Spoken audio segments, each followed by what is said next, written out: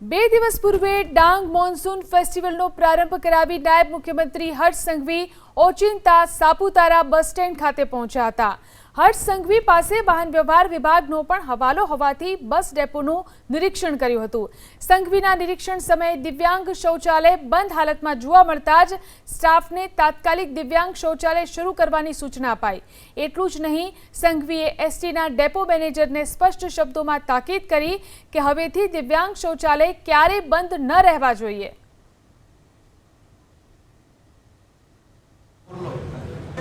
दिव्यांग शौचालय ने तालु केम मारी रही चालू कर लो अपने व्यवस्था माटे रही तालु कर लो तालु खुल्लू होवुं जोईए हवे पछी।